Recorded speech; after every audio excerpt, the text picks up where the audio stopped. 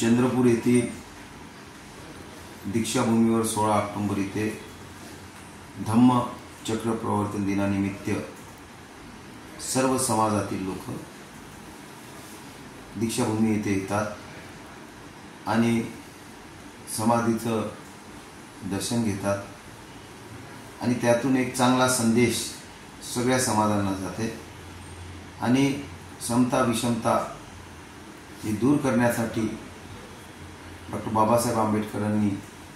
जी चळवळ उभी केली आणि त्यातून एक चांगला संदेश सगळ्या समाज बांधवांना दिला आणि त्या सगळ्या अनुयायी तिथे येतात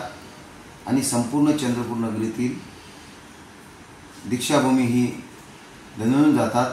आणि सगळ्या ठिकाणी त्या ठिकाणी येणाऱ्यांचे सगळ्यांचे स्वागत होतं। मी सुद्धा चंद्रपूर जिल्हा मधील सहकारी बँकेतर्फे